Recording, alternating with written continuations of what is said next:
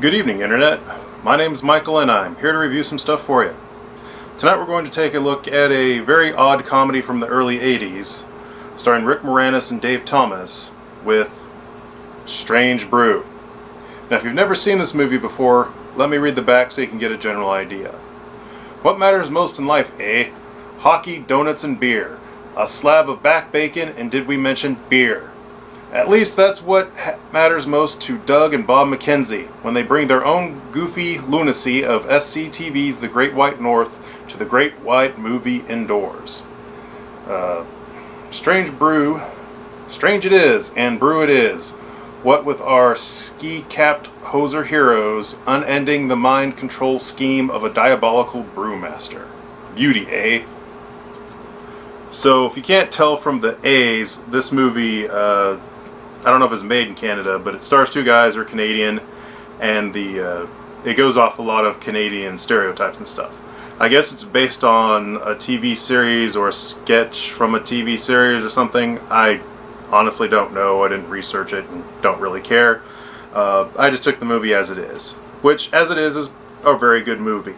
The movie starts off with Dave Thomas and Rick Moranis are the two pretty much idiot brothers, and they're starring in a movie that they made in a movie theater, like it's part of their skit show, I guess. And they show a little bit of this movie, which is really funny. It's like super low budget, stupid as all heck, but very funny. And then, like, the crowd hates it so much they start a riot, so the two brothers escape. And as they're escaping, there's a really funny part where a father and his two daughters, he's like, they saved up their money for weeks to see this movie. What am I supposed to tell them? What am I supposed to tell them? And so they give them their beer money to, you know, make up for the horrible movie that they just saw. And then a bunch of other people chase them to try to get refunds too, and they end up going home, where apparently they still live with their parents. And because they spent their father gave them beer money, which they spent to help appease the audience, they try to basically scam some free beer. Dave Thomas' character, he keeps trying, like, saying all these weird little scams and stuff to try to get free stuff, and he has a beer bottle with a mouse in it. So they go to a liquor store and they try to use that to get free beer, and of course the liquor store doesn't do that, but they're like, oh, go to the brewery. So they go to the brewery, and then we see the brewery, which is next to a castle and next to a mental institution. It was the Royal Canadian Institute for the Mentally Insane. And they go there, and when they're there, they help save a woman who turns out she's the new president of the company because her father had recently died and she inherited it. And they pull the mouse trick, and she falls for it, and they get hired on at the brewery to basically just sort of stand around and make sure nothing's in the beer cans, or the beer bottles, all the beers in bottles in this movie. And then the hijinks start happening as we're introduced to her evil uncle who had been running the brewery, and the evil brewmeister, who's also the head of the mental institution, and he's using the brewery to develop a secret mind control formula to take over the world. And he tests it by giving it to the mental institution patients and forcing them to play hockey. And they have really ridiculous looking hockey outfits. Well, anyway, the lady decides she's going to fire the brewmaster because she doesn't like him, and of course that means he has to kill her.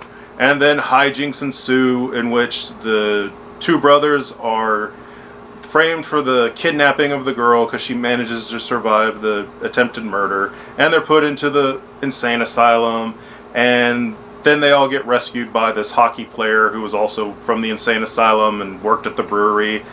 And more hijinks happen, and eventually the brewmaster gets his comeuppance and is killed by the ghost of the former brewery owner who's been haunting the electrical system of the brewery.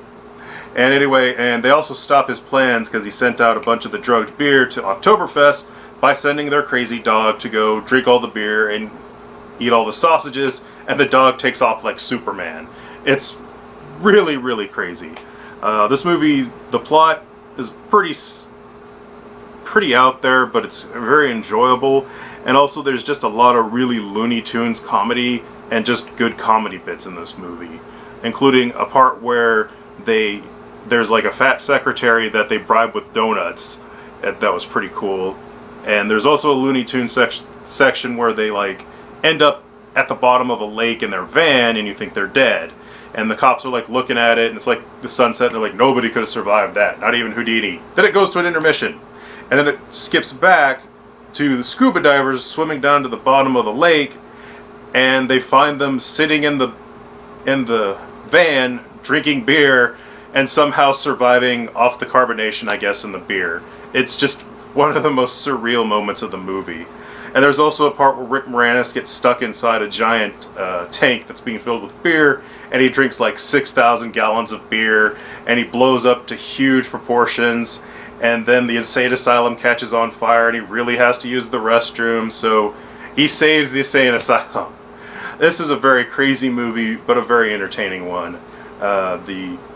All the Canadian stereotype stuff is really funny. They say hoser a lot and a lot. And just in general, this is a really enjoyable movie.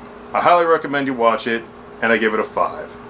Anyway, stay tuned for next time when we will review something else.